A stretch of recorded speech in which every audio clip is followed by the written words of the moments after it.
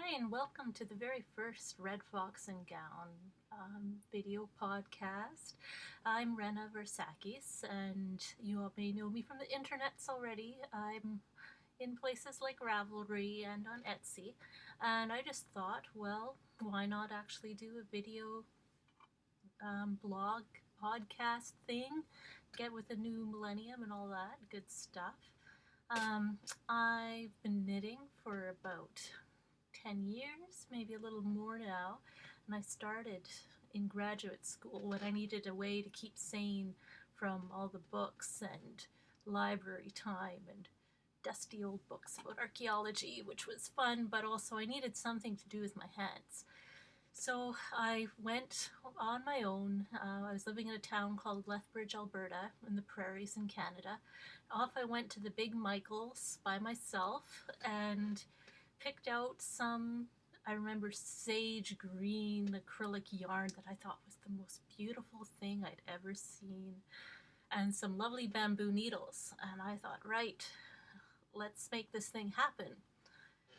Except I didn't buy any books and I didn't have anyone to learn from. So as you can imagine, it was a little bit of a interesting time.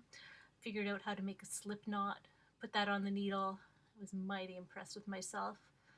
Then eventually I got onto YouTube after, I'm sure, like probably weeks of just making a slip knot and putting it on the needle and being pleased with myself, and learned how to do a cast on row, backwards loop cast on, classic. And on I went, then my slip knot, backwards loop cast on, I could cast on till the cows came home. Then I realized I needed to move on to the knit stitch.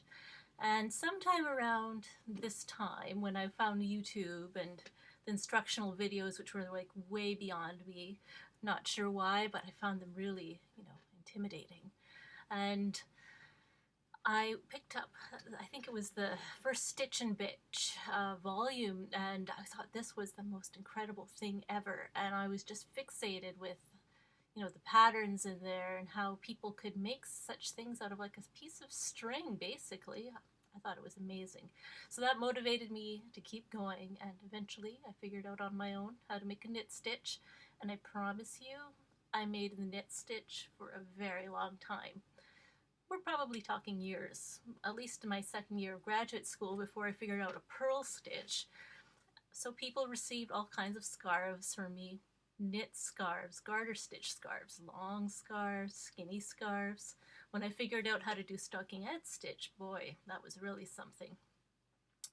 Ribbing also took some time, and by that point there were other friends and family members who were knitting, and all of us having learned our own separate ways as we lived in different places on the planet. They couldn't understand my tales of woe when I was trying to tell them that I couldn't figure out how to do any ribbing. It was really hard. And they're like, you just move the yarn over. And I'm like, yeah, but it's doing all this weird stuff. And I realized I was making, well, many years later, I realized I was making yarn overs all over the place. So I was just totally bewildered. And, I only had my local Michaels, and it never occurred to me to look for classes, or that there were classes or knitting shops or a knitting community or anything like that.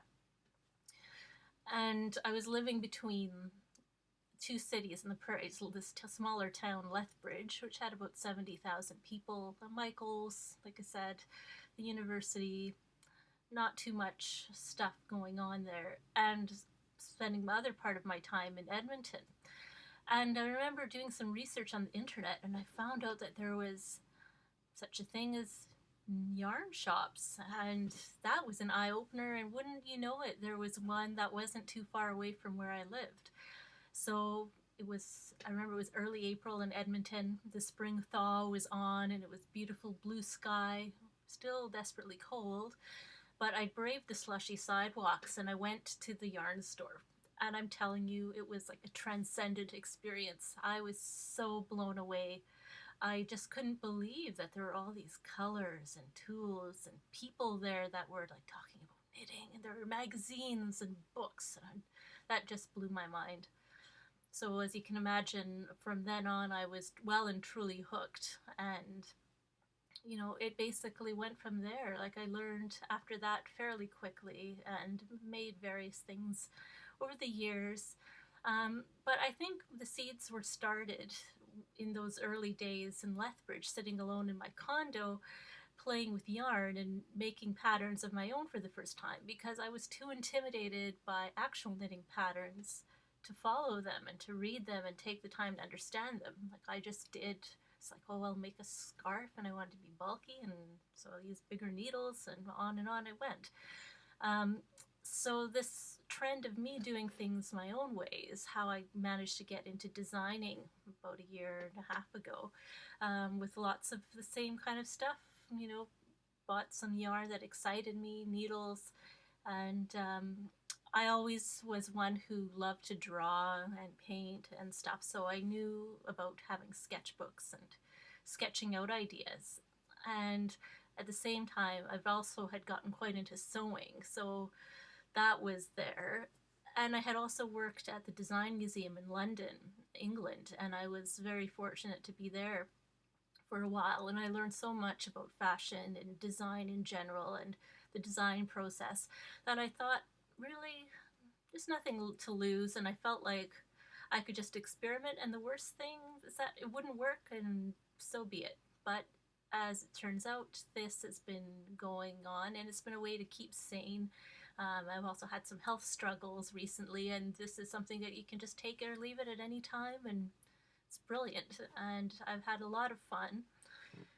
So before I keep rambling on in this first video, I would like to also just let you know that the Red Fox and Gown, so named because I like foxes, I like red, I like gowns, I especially like vintage gowns from the 50s, and I have a whole stack of vintage knitting patterns that I'm sure is a story for another time, but that's how the name came around.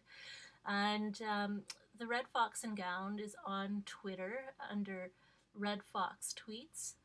We're also on Facebook under the Red Fox and Gown group.